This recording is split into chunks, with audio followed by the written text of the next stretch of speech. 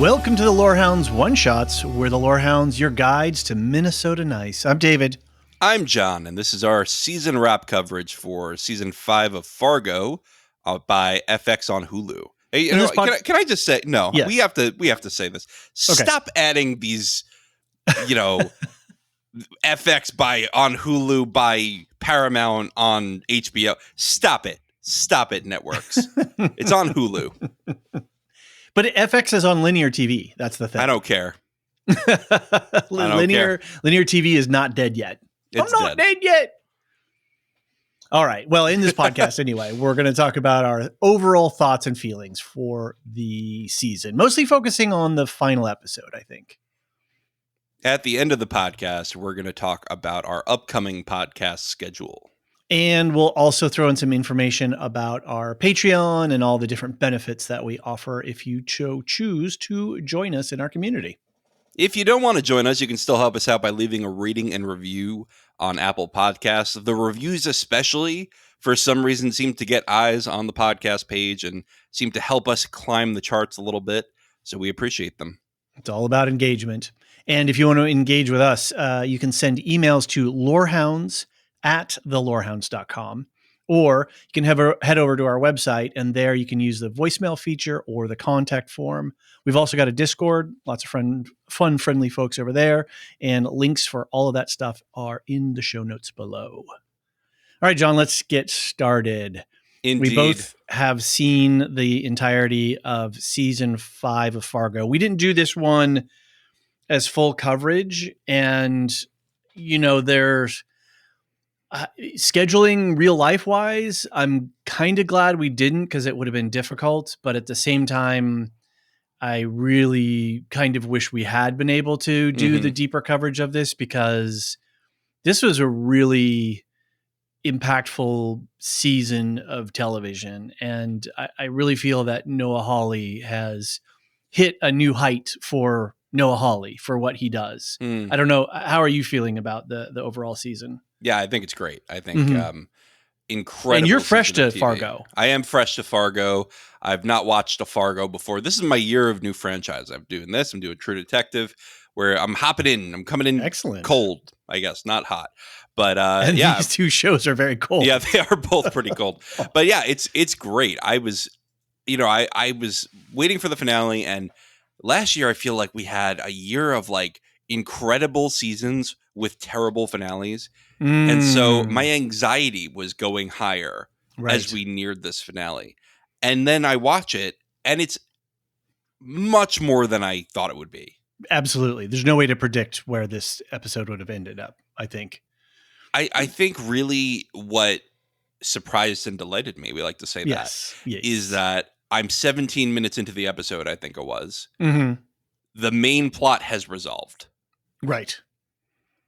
There's 30 minutes left in the episode. Where is this going to go? What is going to happen? Yeah, I literally clicked up on my remote. I was like, I feel like that was really short. Oh, there's a lot more. What are we going to do here? Mm-hmm. I could never have predicted this. It was so good. The characters were so well developed, and the arcs felt so earned. For example, Gator, that felt earned. It was a small step. It was not a big, turn the leaf. It was not him becoming an angel all of a sudden. Right. It was him doing something that was still a little bit selfish, and it was based in revenge, but it was doing the right thing in the moment. Right. And Juno Temple, I think, deserves multiple Emmys for this role.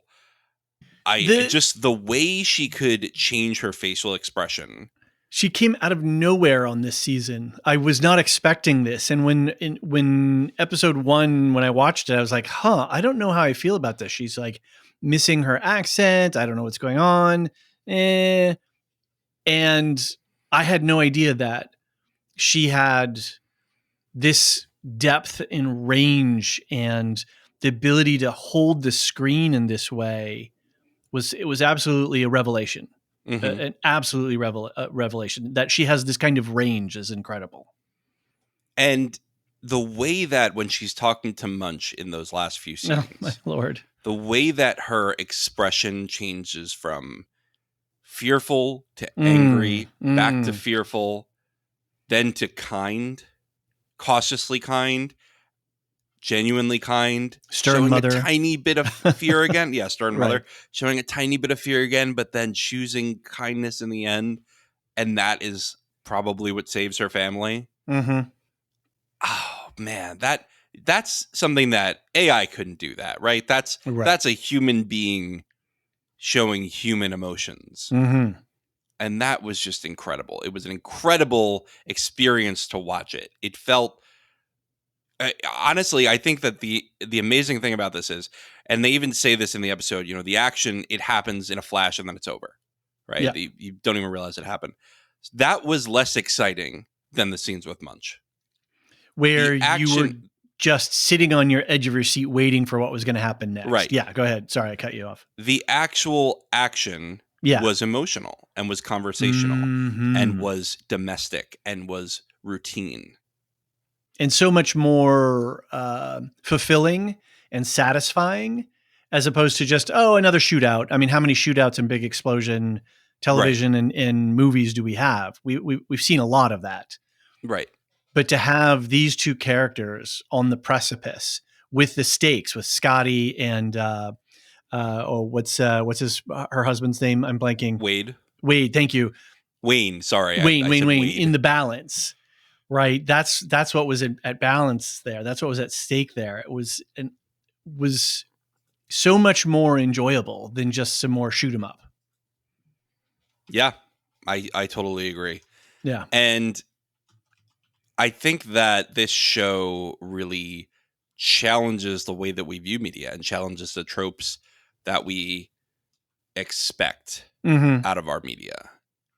So this is where I've been banging. No, I can't say banging the gong, but I've just highlighted this a few times that there are a couple of directors out there who are working right now who really have my attention. Not only because they're delivering good entertainment, but that they're saying something, and they're saying something that's culturally relevant. They're pushing the boundaries of the medium that they're working in. And they have this incredible ability to blend these sociological commentary with the medium without wagging fingers in our faces or, hands on hips kind of things, but really taking up these ideas and toying with them and putting them, winding them up a little bit, and then putting them into play and seeing how things go. So certainly Sam Esmail and Noah Hawley, and now I'm looking at Issa Lopez for True Detective because I think she's going to be another one of these directors that can do this. I'm not sold on her yet. I'm waiting to be sold. Yeah, sure. I think that the show's good, but I think that this show does something on a different level so far. Right. Because and that show's not that deep in yet. No, it's not. I'm putting internet points. I'm putting my personal stash of internet points That's on fine. on, That's fine. on I'm this not wager. betting against her. No. I hope that it rises to this level.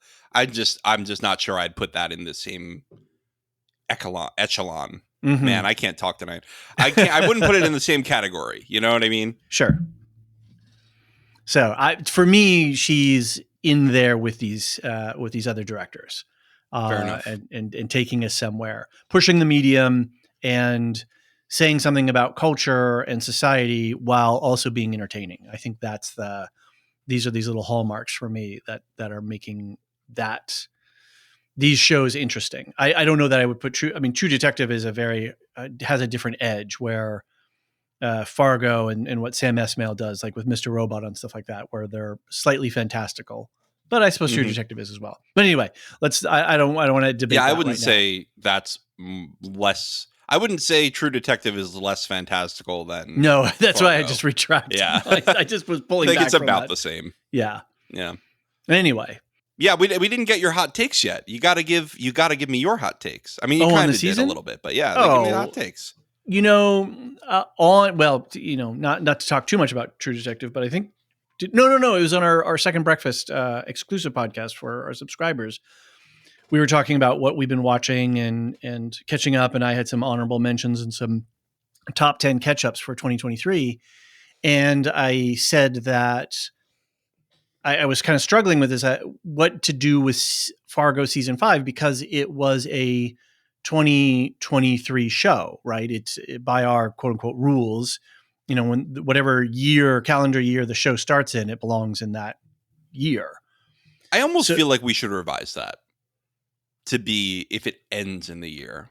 That's weird though, because so many shows. Yeah. Okay. Well, but how are you going to judge a show if you haven't seen the ending? That's the hard. Yeah, exactly. And I think the ending is more important than the beginning. Nothing that starts in mid-December is ever going to win our top 10. That's unless we do it for the following year. That's a very good point. I think we should seriously consider this idea and see where it takes us. So what I've done is I scored Fargo with my obscure ranking system, and it ties with The Last of Us for last year. So what I could do is I could just leave that as floating there. I don't actually have to change my list. I can just leave it as that sort of in that tie position. But then I can score it for 2024, and we can kind of play this out. We can see how this works. And are there any other shows that have bridged? There has to be. I know that there are some. I think I didn't watch The Curse, but I think The Curse carried over. Probably. Couple of others. I will not watch The Curse, so it's not going on my list. But right. It's not even on my radar. But anyway, back to my hot take. The show really knocked my socks off. I was very nervous going in on the first episode. Second episode, I was like, okay. And then we just picked up steam from there. And I think maybe it was the John Hamm walking Oneshot, where Roy Tillman is walking. That was one of the big moments. I think the puppet show was another really big moment for me. The debate stage. I'm just trying to think of all of the scenes that really stick out in my mind. The home invasion scene with the masks, particularly, not anything necessarily about the action, just the that was visuals really that they had. So, so each of as these different memorable scenes are occurring, I'm going, wait, I already peaked. Was that not the peak? Was I not already like, aren't we already where the highest we can go on this? And he kept pushing the boundary and pushing the boundary, and his ability to really call out modern or concurrent social things that are going on and actually point right at them. But when a lot of shows do that, it's, that too on the nose effect can really bring the tone of the show down. But in this, he had the ability to do that and not lose us in that. And the story kept rolling. And I don't know how to explain it, because I don't think anybody's really done it this way before. And so I just think that's a masterstroke of being able to do this social commentary stuff in this fantastical thing. And then when, we throw in the whole, the events are true and, the names have been changed, that whole thing that really triggers the, this is actually, objects may appear closer. This is one of those statements that's sort of nonsensical in a way that tricks your brain into perceiving what you're going to get in the episode differently. Yeah, I'm kind of at a loss because my thoughts are all over the place. The last 20 minutes were absolutely incredible. Some might say that the prescription to what ails us is oversimplistic, but I don't think so. I think it's right on point. Yeah, and I don't think that the message was that will solve all your problems. No. But the message is take one step in the right direction. Exactly. At a time. Yeah. It starts with a small thing. Yeah. It always starts with this A small thing. delicious biscuit. It looked great. It looked very Tell you a good. secret, I put milk in them. I was like, man, that's funny. That's good comedy. There was a lot of really subtle comedy in this. Brilliant. Yeah. So my hot take is this is going to, if it's on last year's ranking, it's at the number 4, tied in number 4 slot, and it almost might I'm a little wary of recency bias, but I mean it's certainly in the top 5, and then it's going to score. It's automatically going to score that high for a 2024 show. So We'll see. I loved You it. got a lot of heavy hitters this year, probably. We do. It's going to be tough. I mean, the whole top 10 could be full of exceptional shows. I really love the Fargo franchise. I really love what Noah Hawley is doing and saying. He's an author as well as a television producer and writer, and I'm really interested in what he's doing and what he did in this season, for all of these different reasons. And so I felt incredibly satisfied with this season of television. I was delighted. I was surprised. I was entertained. I was moved. I laughed. I'd absolutely, like when Wayne clinks the glass of soda, which who was it? Somebody in our Discord posted that GIF. I think it was Gnarls. It's now an emoji in our server.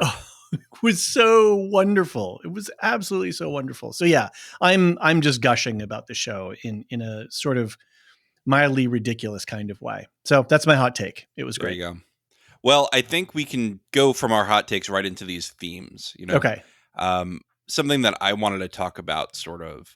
I'm going to start us off with like a light, fun one, kind of. Okay. And because it goes right into that beer clink scene, and I wanted to talk about this idea of like. So it was a pop. It was a pop clink. A pop. Sorry. Anyway. Is it pop I don't or soda? do Minnesota nice. Or I do Coke? New York. So anyway, I wanted to go into this idea of like what makes a man. Okay. And I think that this show asked that question. And I'm going to use these as shorthand terms that I hate when they're used in a serious context. Alpha and beta male. Right. Right. Okay. Right. When someone starts talking in that, I immediately go, I don't like you. But big flag. I think that the show is playing with those two ideas, with this dichotomy, right? Okay. And Roy clearly is a quote unquote alpha male. He's the guy who guns blazing, hits people, and hits women, and he disciplines everyone, and he's all about justice and smoking cigars and being in his hot tub and making sure Jaqueen sees his privates when he comes out of the hot tub, and all this garbage. And yet we have Dorothy's next husband, Wayne, who is extremely passive, very kind, very nice, really just harmless in every way. And in the end, Munch destroys a lot of the alpha male's life, right? It destroys a lot of Roy Tillman's life. He gives his son a lifelong disability and leads his son to betray him in the end. He, kills a lot of his men. He really affects him poorly. And meanwhile, the one who defeats Munch, in a way, is Wayne. I mean, Dot does it too, but you notice that Dot starts off. Yes. But Dot starts off really fearful and ready to fight. She goes into tiger mode. Yeah, exactly. Yep. She absolutely goes into tiger mode, and you can see her tensing and ready to react, and to push to push. Go to the kitchen, go set the table, all that. Yep. Right. Yeah. And and then to leap out, and I'm sure she's already everything that he's told us about Dot in the season so far is that she's going to grab whatever object she can, and she's going to absolutely be deadly with that. Well, not deadly, but she's going to do some serious harm. Right. And so the whole time I'm watching her locked in, I'm thinking, what's she thinking? Okay, where's the telephone, or where's the ice skate, or where's the hockey stick, or, can I use a boot? And that instantly had my threat, my flight or fight responses on edge, ready to go. Like, okay, ready to go. Is this going to go down? It's going to go down. And it's not what happened. Right. So what happens is Wayne cannot read a room and is just incredibly kind the entire time. And constantly talking about nonsense. We saw a tiger at the zoo and all this garbage, and he's getting him a pop and he's clinking with him. He gives him a little clink. Can we just for that moment, just from the editing where, the hand comes in from, the side of the frame and we see Sam Spurl there, with his big ungangly hands, his sort of alien face hugger like fingers, examining this weird orange thing. And then out of nowhere, dink. Yeah. It was brilliant. It broke the tension in the absolutely most perfect way. And this family just living as a loving family, constantly interrupting. A man has a code. And it's that, like, I never thought I'd laugh so hard at somebody just in complete stoic style speaking about codes and debt and flesh being taken, and it's just amazing. And my point with this is not that I want the words alpha and beta male to leave my mouth, but my point with it is I think the idea that Noah Hawley is going for is that you can be strong without being violent, and you can be a strong man without being macho. Right. And because Wayne is not a macho man, and that's okay. He was kind, and that's what gave his wife the strength to be kind as well, and to end the cycle of violence. So, we talk a lot about narrative structure in our podcasts. And one of the things that you've brought in a few times is, humanity having these narrative structures. And there was what was the book that you referenced a couple times? Humans or Homo sapiens or something like that? Sapiens. Sapiens, that's what it was. Yeah. And we have to have these sort of mythologies or these things that help us framework the world and move forward. And I think you're absolutely putting your finger on something that is something that we kind of have to deal with in at least modern American culture. And I know not all of our listeners are American, but that this idea that you got to drive a Ford F-150 and you got to have a goatee and you got to wear, muscle man shirts or whatever, like that's this hyper masculine thing. And it feels like it's getting more hyper. There's a rising tension in that identity, that tribal identity of like being a really masculine man. And that is a dominant narrative in our cultural story. And we've always had, not everyone fits into those molds, no matter what the current modern culture looks like. But this idea that we can have more acceptable narratives for what our sex and gender roles allow us to be. And I'm not even talking about into the world of trans things, just as a cis het male where I'm at, I don't want to drive a Ford F-150, right? I want to be kind. I've never driven near a Ford F-150 that did not make you want to scream at the way they're driving. And I'm sorry if you're listening to this podcast driving in your Ford F-150 right now, put your blinker on. Exactly. Right. That's all I have to say. Put your blinker on. Right. Anyway, I think I'm just sort of going down this road of I'm agreeing with you that there are more than one modalities. There are more than one narrative structures.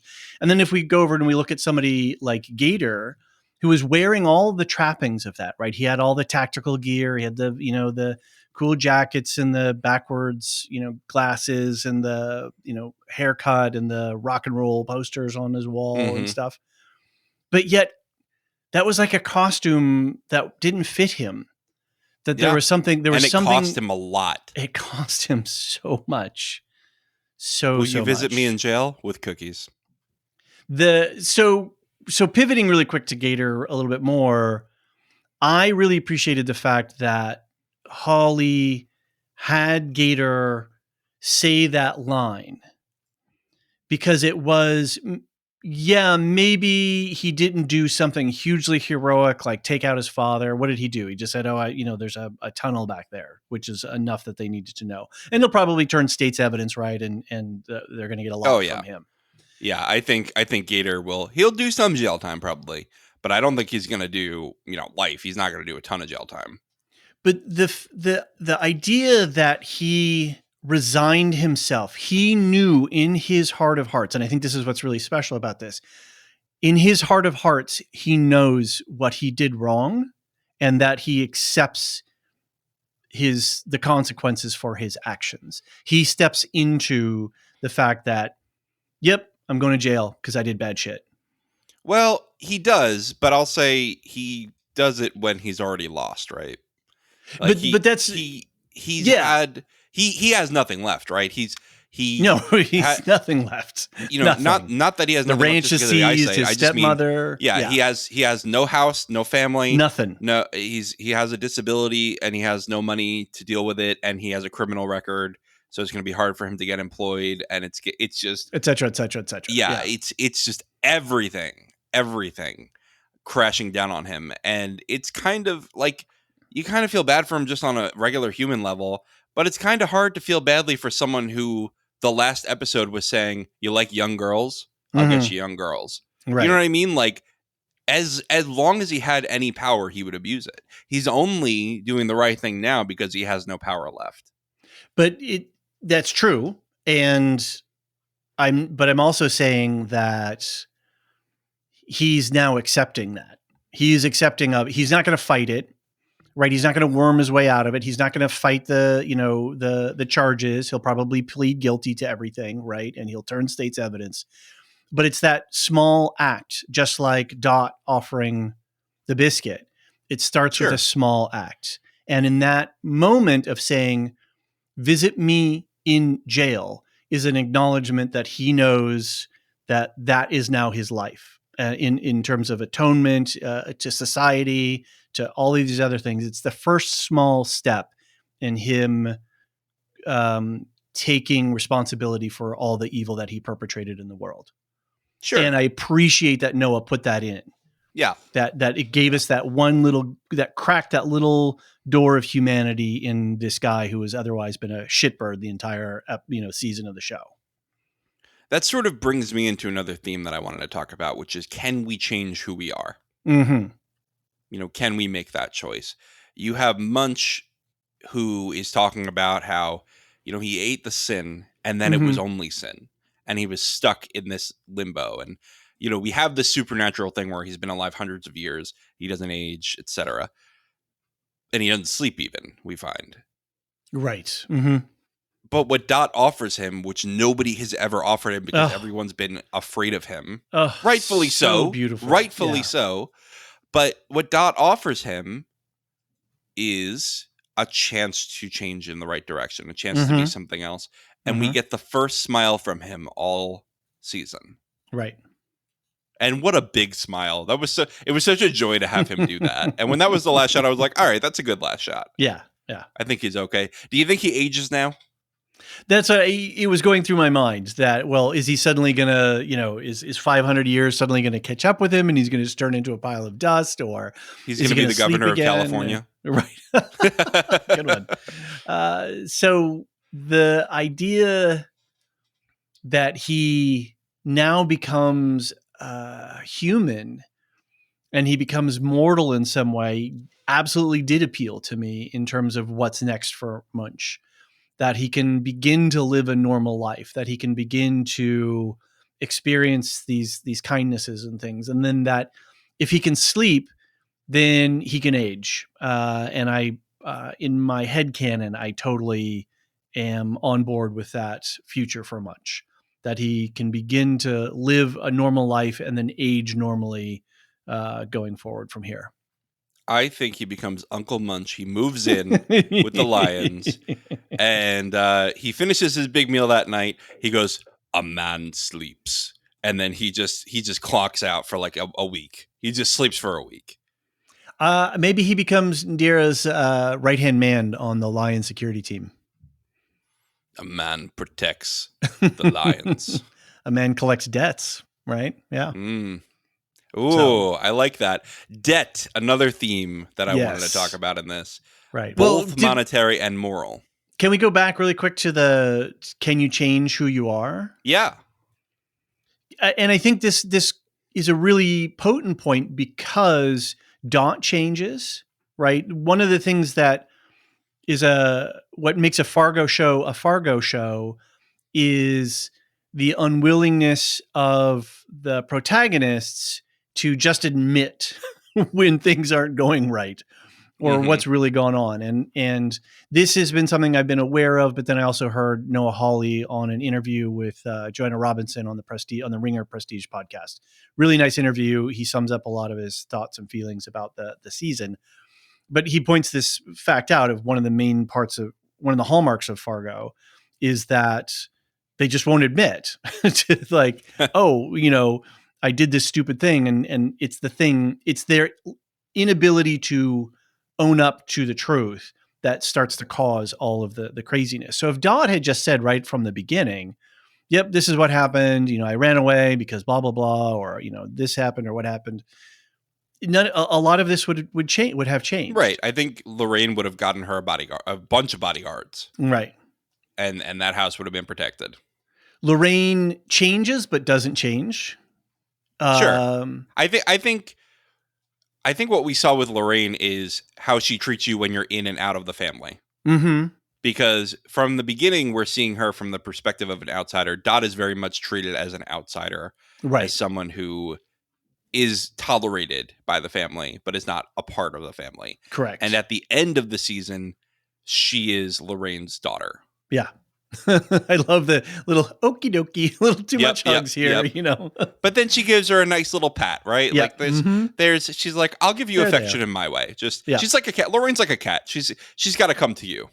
So, that's a good analogy. She's a lion. The idea that now Indira and Dot are active parts of her life, and that Danish is no longer part of her life, will Lorraine experience more change?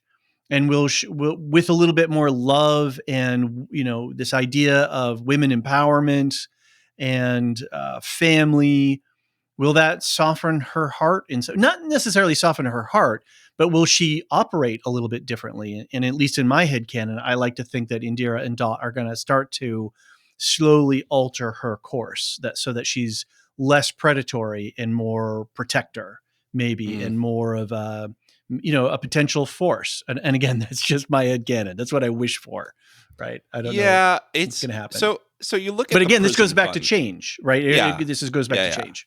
You look at the prison fund, though. That it's a horrible thing, it's also a very nice thing, right? At the same time, she set up a fund that is going to reduce the debt of these inmates. Mm-hmm. A lot of them too. Yeah. Everyone on blocks D, A, and B. So I don't know what block C did to make her mad, but right. that one they didn't get it. They didn't get out. Yeah. So she's helping out a lot of people. She's also, she implied some pretty dark things. I heard Vaseline be mentioned, and it's not great. But what is great about that moment, what feels like sort of a comeuppance for Roy, is that he says at the beginning, "Oh, the strong prey on the weak in here, just like in the how it should be in the real world." And she goes, "Yeah, you're right. They do prey on the weak. And now who's the weakling?" Yeah. You. Yeah. But again, she's having people do evil things. Yes. To Roy. Like, those are evil things, regardless of who the victim is. That's not okay. So this goes into another side tangent about the whole question of justice. Yes. And who's justice law for? versus justice, right? Absolutely. And is justice embodied in a person or embodied in a system? Where Roy took it upon himself to be justice, to be the hand of God, right? To be the biblical man who is bringing order to the world through, his,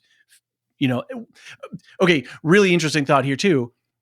We don't have Jesus with a machine gun on the back of a pickup truck We have Jesus who washes the feet of people, Jesus who, forgives sin, Jesus who feeds the hungry and clothes the poor.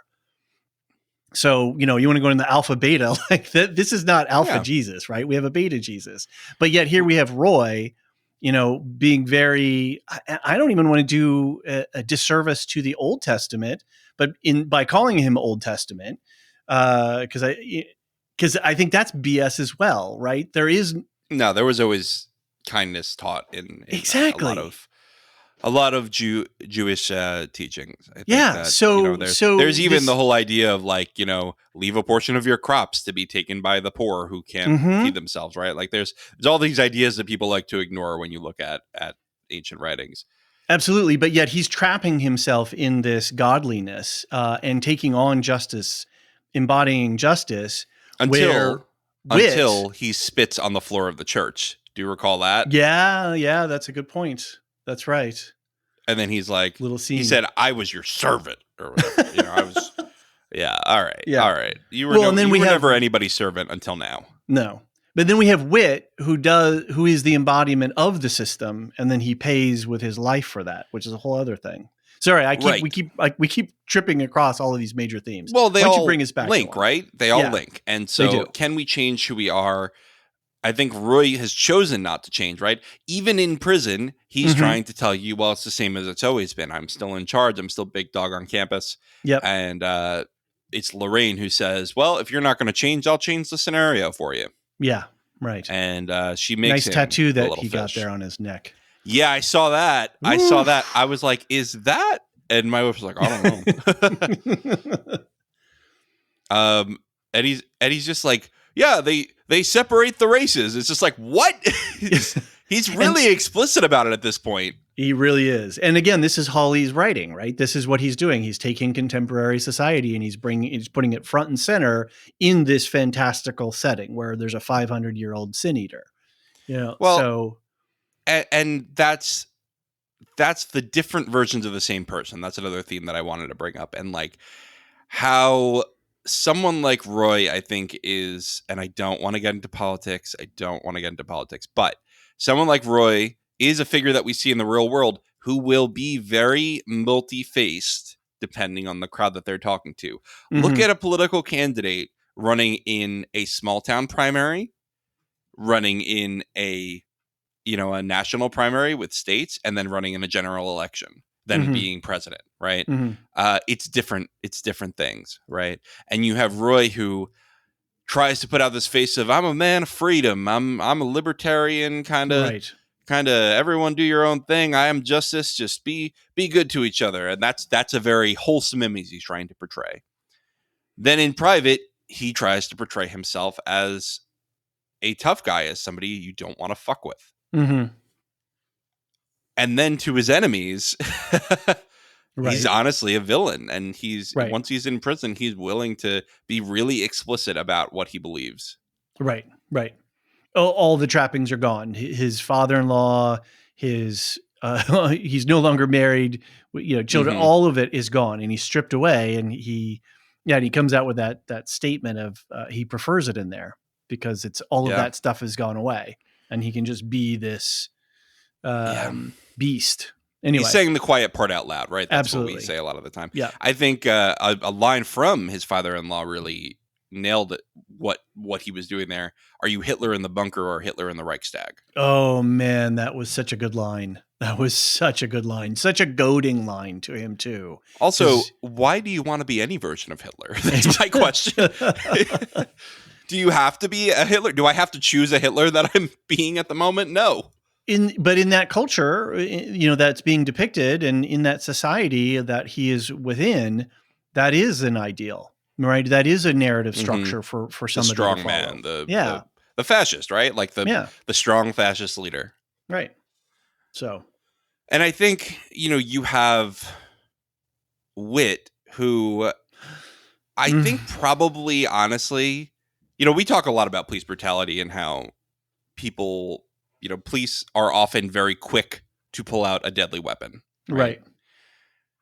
I think in this situation, I don't think many people would have argued with his right Nope. to use deadly force. And they actually teach in law enforcement, in your basic law enforcement academy, that I believe it's 21 feet. It's either 21 or 28 feet. That if somebody's armed with a knife, they can, by the time that you make the decision to pull the trigger and then actually do that, that person has already closed the distance with you. So that's that deadly range. So for you to protect your own life, it's something like 21 feet. So he was way closer than 21 feet. He was legally probably fine there. And so he gave him the lawful, he gave him the order, drop the knife. He did. Many times.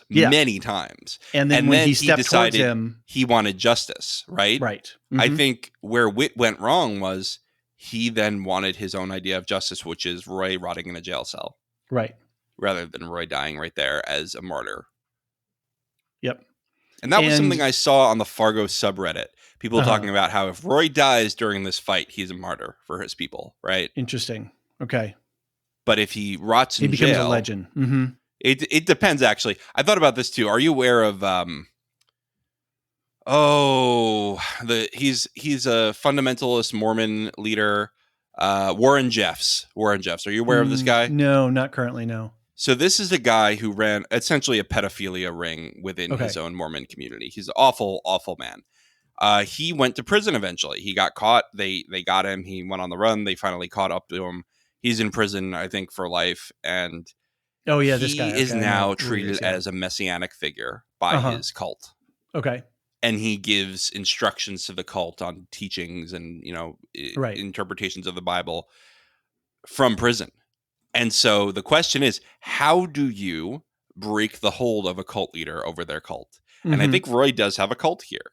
I think by the end of this episode, he doesn't have a cult outside prison anymore. I think he's done. They saw him as a weak man by the end of this episode. But it doesn't have to be immediately around him. It can be the wider call, because we can see martyrdom, other figures concurrently who are being put into martyr positions. But I think I don't want to go down that road necessarily, but I want to come back around, which is why I'm not justifying or I'm not condoning Dorothy Lyons, manipulating the prisoners to exact further Lorraine revenge. Lyons. I was going to say, Dorothy. Not Dorothy. Dorothy's doing okay. She's doing Sorry, fine. Lorraine. Apologies. That she understands that while he's in prison, he can still have an effect on the world. And what she's doing is saying, no, you're not. And I'm going to use all of my tools and power to deny you that, so that you're not going to be able to manipulate the system. Right. And that is, this goes back to the question of justice. Is that justice? Right. Not legal justice, right? But sociological justice. We're stopping the idea bad of man. Justice, right? It's hold up your hand in the sky, justice. Right. All right. I think that's a good note to leave it on before we take a break. Okay. So why don't we do that? We'll come back and we'll keep discussing all these themes.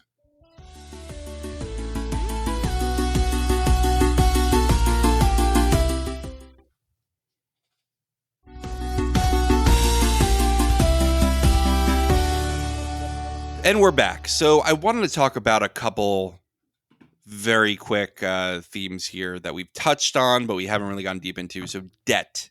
Yeah. That's as a monetary and moral concept. Mm-hmm. Obviously, we have debt collection brought up in the first episode and remains something talked about throughout. We have a point of view of a debtor with Indira. We have a point of view of the collector with the creditor with Lorraine.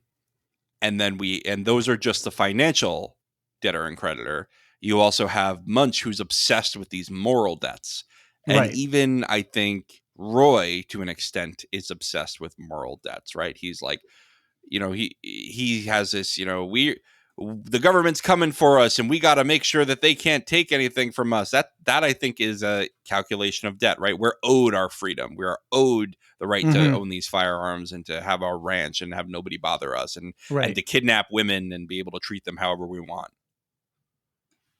So I think that I think that Holly really wanted to highlight the debt aspect of morality, and to do that, he very cleverly wove in a more literal monetary version of debt. I was searching and I couldn't find it. I listened to a podcast, I think. I don't know, it's a wash in my head and where I heard this conversation, but about systems of debt and structures of debt and the role that debt plays in society and how the nature of debt has changed as we've moved into this sort of, what we call a free market capitalist system. But I use those quotes loosely. The idea that, I might have borrowed my neighbor's snow shovel, and so now I owe them a debt. So then they ask me to water their plants when they go on vacation for a couple of weeks.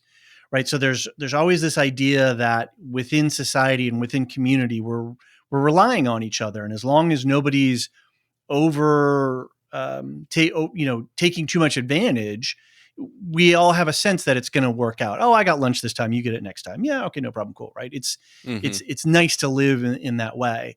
But then when we collateralize debt and we take debt and we chop it up into tranches and we sell it off and, we do all these crazy things to it, it changes the nature of that whole system. And I can't but help. I absolutely think that Holly is pointing a finger at that system and saying, what is the debt? I mean, even Wit was saying, you saved my life, I owe you a debt, right? But it's not the kind of debt that Lorraine Lyon has made her fortunes on. Right. So we really see the different kinds of debt, the social connectivity between human beings, where we need to support each other in different ways. And you might be you need a hand this time and you'll give me a hand next time, right? That's all based on debt. But then when we use financial debt, then you have somebody like Lorraine who controls the FedSoc, who can call up what was the bank regulator, secretary of whatever, and can wield power in a way that is completely outsized the position of one person. Right. And uses that actually to manipulate Indira. Right. Right. Even Indira, it's interesting because I almost think that Lorraine, because she admires Indira, is trying to keep Indira there as a check for her, which is why she doesn't want her knowing about the bad stuff, because she doesn't want Indira to be weighed down with that and then be unable to be the check anymore. Right. And she has principles. Yeah. Right. She joined the police department because she believed in something. Sure, the benefits might have been good, and she needed a job because she had a deadbeat husband. But the idea that she believes in something, in the sense of justice and the sense of the law, the same as Wit, that Lorraine didn't want to, I guess, corrupt that too far. Right. I guess, I don't know. That's a supposition. Well, because you get the sense that Danish Graves, I don't want to say he encouraged her worst impulses, but he certainly didn't curb them. No, he absolutely extended those and enabled those. Right. Absolutely. And he, as her lawyer, as her agent, said, whatever you ask me to do, I'm there for. I'm not gonna question the morality of it. And when he died, it was when he went too far, when he took it under his own authority to do something that he didn't tell Lorraine about. Yep. That he was going to try to solve the situation on itself and be a hero in that regard. But the moment he went too far, he stepped out of her protection and miscalculated the situation quite badly. Yeah.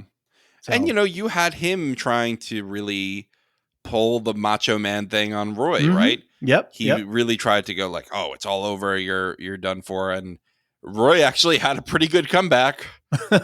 If you're so smart, why are you so dead? Brilliant. Absolutely. Honestly, an extremely well-written line, if spooky. Yeah. I want to shout out something too on the debt thing. I just listened to a podcast, which I did remember, and I have here in front of me. There is a podcast called The Gray Area with Sean Illing on, it's a Vox Media podcast. And he just did an interview with Elizabeth Anderson, who's a professor of public philosophy at University of Michigan. And she has a whole book and a body of work that she was talking about around how the idea of the quote unquote Protestant work ethic has sort of taken over our modern sensibilities of work. And then this goes into the whole question of debt as well. But the idea that the way that we value human beings is determined by how hard we work and how much money we make. And it's a really fascinating look at this idea and how that permeates and structures our society and actually blinds us to being able to see other possibilities where, well, maybe I have a business that's not exploitative, that's not trying to make the maximum dollar, that is existing to provide a good living to people, provide a good service or goods, goods or services to the marketplace that have a beneficial impact for people, not even like fluffy bunny positive stuff, just like, oh, here's a really useful widget that will make your life a little bit easier. That's great. Why does that have to be a company that's going to go public and, corner the stock market? And why do I have to drive my competitors out of business? Well, I mean, if I could just compare something else there, what about the post office? Think about the way we talk about the post office and other government services anymore. Right. Why do we ever talk about, is the post office making a profit? Right. That comes up in budget discussions all the time. Absolutely. The post office exists because we have to mail letters, not because we're trying to make money for the government. That's what taxes are for. The post office exists as a service. Nobody asks if the fire department made any money this year. It's like these are essential services we need. And so I think you're right. I think that there's this weird obsession with like everything needs to be made for maximal profit and maximum, supersize it, Right. That we stopped it with fast food, but not with anything else. It goes into this idea of debt, and we put ourselves into debt because we're pursuing something. We're pursuing this illusion that if I have means, if I have status, if I have all of this, the trappings of wealth, that gets me somewhere or gets me something. And so when we can collateralize that, then we can turn human beings into numbers on a spreadsheet.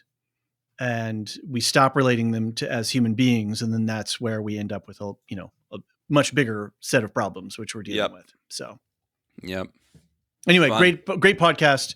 It's called A Pro Worker Ethic, The Gray Area with Sean Illing on Vox Media. Oh, and that's the same one that Noah Hawley did an interview on, right? Yes, he did quite a while ago, just about in general, because Noah Hawley's been talking about narrative structures of the hero and the frontiersman and gun violence in our culture. And that's one of his book that he published a while ago, which I'm blanking the name on right now. American Anthem, I think, or just Anthem. I think it's called Anthem. Okay. Which is a really, it's like a Fargo episode in a book in a lot of ways. And I had to kind of put it down because it was, as a parent, I was really disturbed by the mirror that he was holding up to me. And, seeing, what's going on in our culture. So, and again, this is why I think Hawley is a really interesting person that has my attention, is because he's engaging in the cultural conversation by using entertainment to illuminate and examine these really fundamental questions about who are we as a society and how are we living. Yeah, I think back to our Second Age podcast back in the day where we talk about Tolkien, and he had said to C.S. Lewis, fiction is not just a bunch of lies.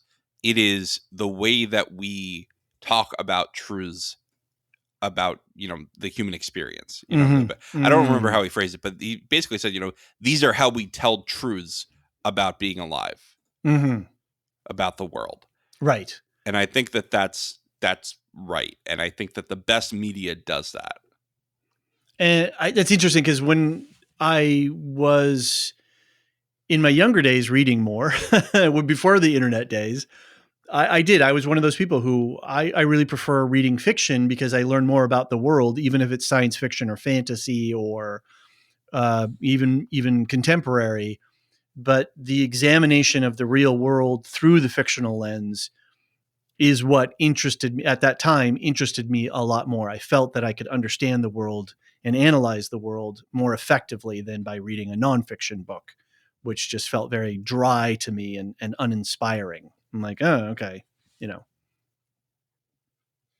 Well, I agree with you. I think that fiction, and especially fantasy and science fiction, are really excellent at examining interpersonal relationships, at examining emotional truths in a way that it sometimes is difficult to do in more, I want to say, realistic fiction. But even Mm-hmm. though it's, again, it's all fiction, it's all fake.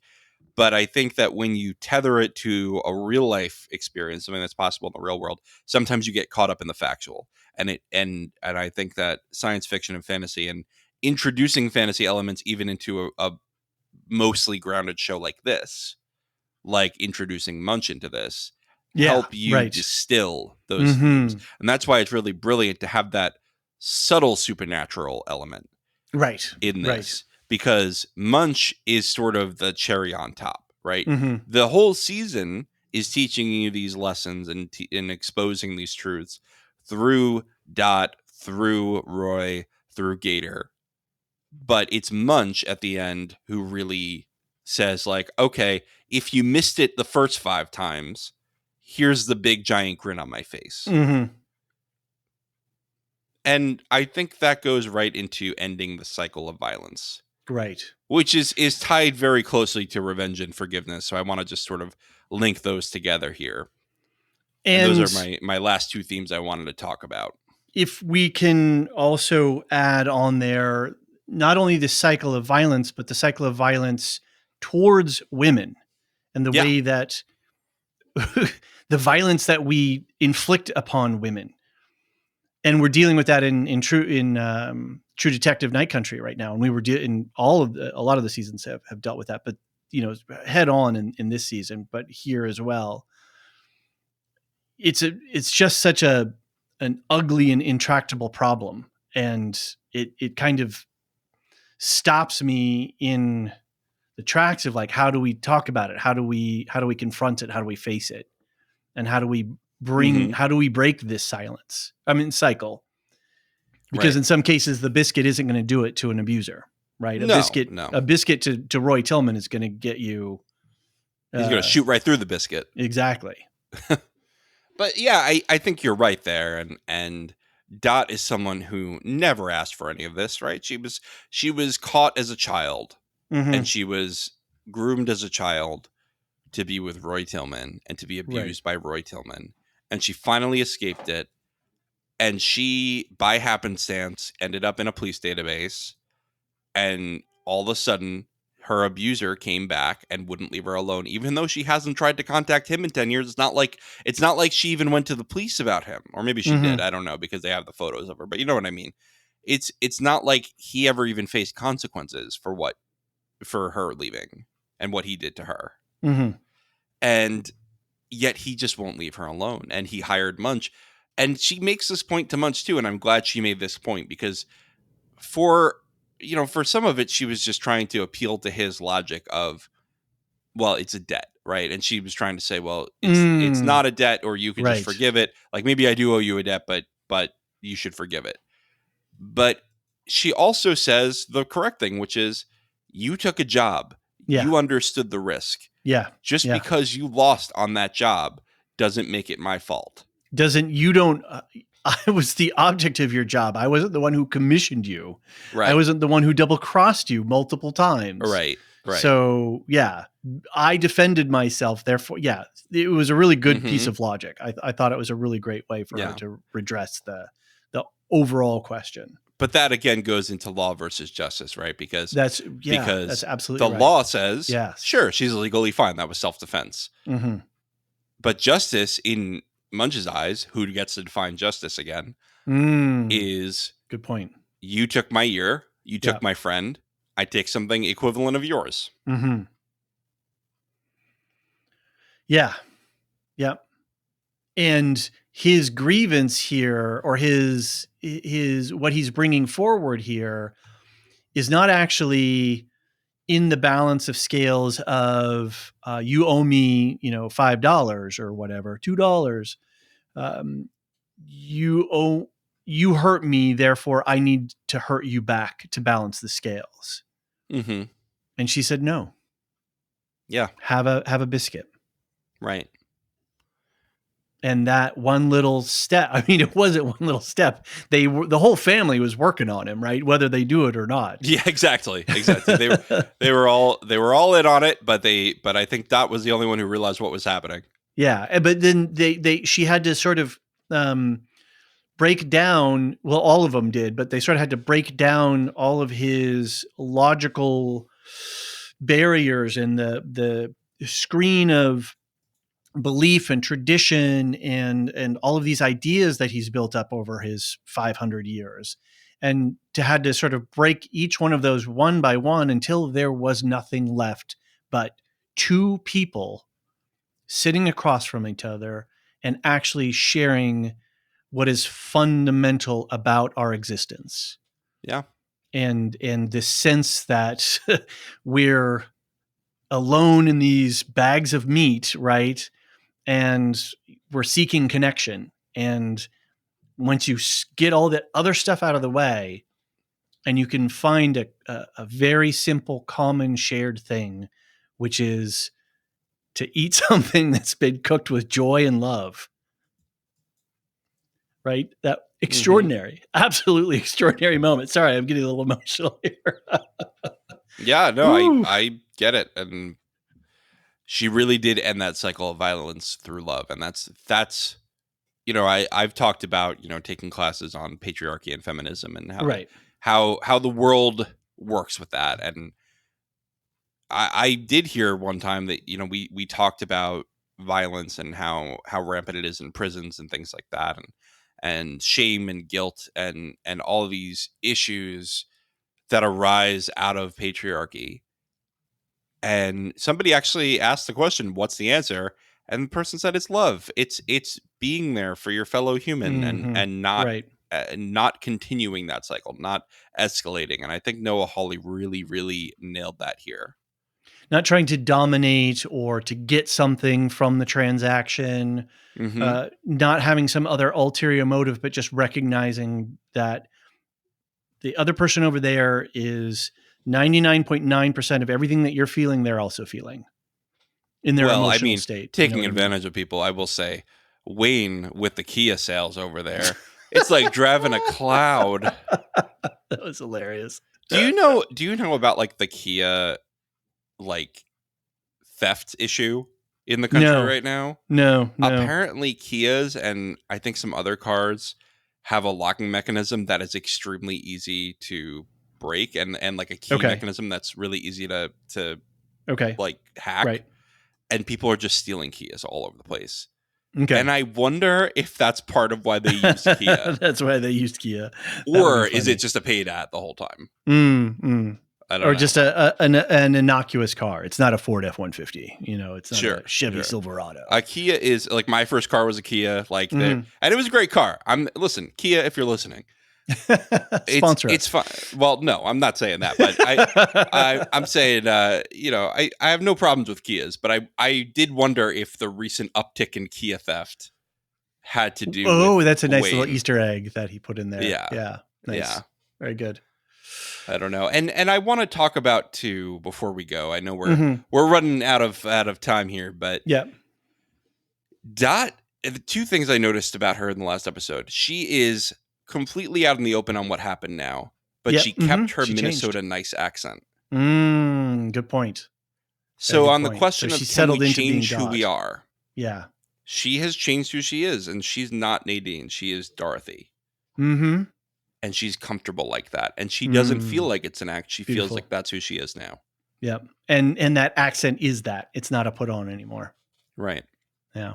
Nice. The other thing was, did you notice that she told Indira, or I guess Indira brought it up, I think, that there's ads now where Dot is with Oh, right. Wayne at the Kia dealership. So I think part of that is just to show us that she's not afraid to be seen anymore. That's right. Yeah, that's a really good point. I took it as so natural and sort of like, yeah, okay, that makes sense. But I didn't actually think that back into the story structure that's she's living because you know that she was always like, no, I don't want to be on the ads. I don't want to be on the ads because she doesn't want to be seen. She doesn't want anyone to be driving on the highway and see a billboard with her and say, hey, Roy, you got to see this. Yeah, but absolutely.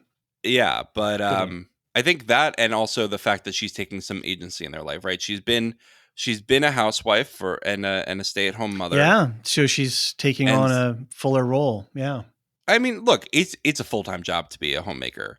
But I think the point is she's saying, I want to do something new. And that's great to see because I think she needs something to distract her from the trauma she has been through over the last year. Yeah, and I think you also notice too, I know this from as our child is getting older and has more agency, there's a lessening of the demands on right. managing the domestic affairs, which is a lot of work. I've done a lot of that. Eventually they want you to leave them alone, right? Right, they do. Yes. They do. I remember being a teenager, my mom would be like, "You want to go to the store with me?" No. Yeah, I'm playing Xbox. Exactly. Yeah, I have, a 1 and a 3-year-old. I go to take a bathroom break from work when I work from home, and she goes, "Want to dance, Dad?" And I'm like, cute. Yeah. I was a flex parent. My spouse had the more 9-to-5 traditional, work for something, and I was, doing sort of some freelancing and my own business. But that made me available for being the primary parent, with the stroller and the diapers and, moving around the city and organizing things. And it's a bloody lot of work. And I wasn't even cooking or cleaning as much, right? My wife enjoys cooking. That's like one of the ways that she restores herself at the end of the day. And, but still, it's a lot. It's a lot. So, yeah, but anyway, so Dorothy's moving on to a new. But yes, but Dorothy's moving to a new phase. Scotty, who is very self-sufficient. You could tell, like she wants to hang out with her mom still. She's still in that phase, but it's she wants to. She doesn't need to. Yeah, exactly. I don't have any other big things I want to touch on other than I just wanted to call out. There was a very beautiful visual scene at the end, near the end, where Gator is sitting under a tree in the fog. And the allusion to Oedipus was brought up as one of the archetypes behind there. And I was like, oh, I wish I'm so not up on Oedipus and how that could have played into the story. But I just had to call out that shot because of this blind man with this bloody rag tied around his face in this foggy, misty scene with this ancient tree. Oedipus kills his father, doesn't he? Yeah, but then he realizes he slept with his mother. Right. And he kills his father, and then he claws his own eyes out. Yeah, so it's the whole blind man thing, right? And that. So, but what else is there? I'm not sure. The visual though was just absolutely gorgeous. Yeah, very cool. Well, David, it's been a pleasure talking about this season with you. I could talk about it for probably several hours, but I think we hit all of the major things we had to talk about. And hopefully, if there's a season 6 of Fargo, which I hope there is, genuinely, I hope that it comes out in a time where we can actually cover it. Because I think this has to be a day one cover for us. Absolutely. On the next season. Absolutely. Would you like to tell the lovely people at home what we're doing next?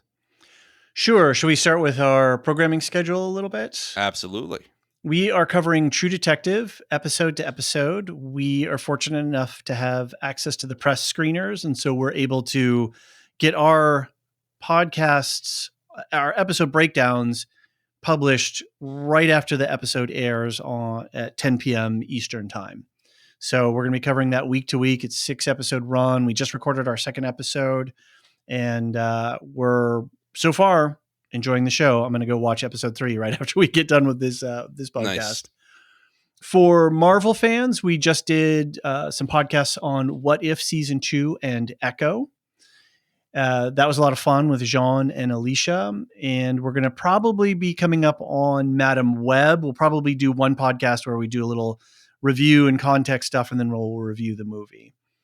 You and Brandon are going to be covering Final Fantasy VII for the Lorehounds Play podcast, which is where we do all our video game coverage. And that should be coming out in February, I believe.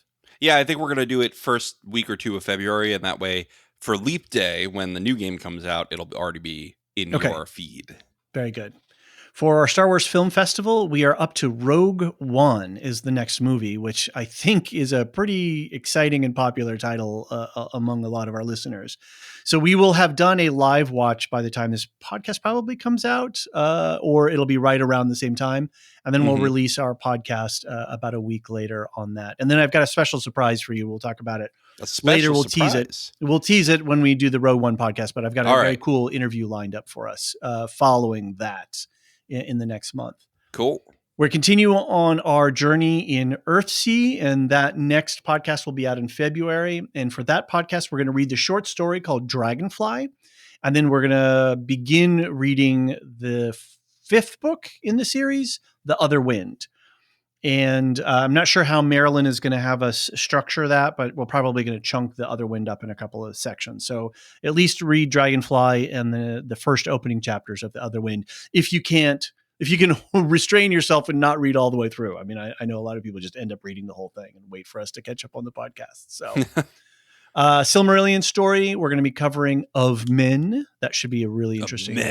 Of Men. We're going to talk about Roy and... Yes, all of that stuff. Roy and Gator. We are eyeballing a number of different shows after True Detective ends. We're waiting on a number of shows. We have Severance in the wings. We're going to be doing a 4-way coverage of that with Steve and Anthony from Properly Howard Movie Review. We're just waiting for a release date for season 2. Steve and Anthony did a full season 1 podcast rewatch. That is all available. In the show notes for this episode, you will find a link for the Severance feed. We set up a whole separate feed for that so that we could manage that project a little bit differently. So go subscribe to that. You know, if you're doing a rewatch of season 1, all of those episodes are ready for you there. In the meantime, we're sort of waiting on House of the Dragon, Rings of Power, The Boys, The Acolyte. Those are all day 1 coverage shows. And then we're looking at a number of other things. So as we confirm things, we'll make announcements in the programming notes of future podcasts. John, do you want to talk a little bit about the Patreon? The Patreon. We've got a Patreon. You can get on it for as little as $3 a month. You could also get a free trial. You can do annual memberships. We're really flexible. You know, we keep it cool over here. We're not Roy Tillman with his rigid rules on his ranch. We keep it nice and easygoing, just like the Lion household. Exactly. But our top tier patrons, they get a shout out every episode, and they are Samartian, Mark H, Michael G, Michelle E, David W, Brian P, Nick W, SC, Peter OH, Bettina W, Adam S, Nancy M, Duve71, Brian 8063, who's a Discord Dunedain, sorry, I have to use the singular for that. One of the Discord Dunedain.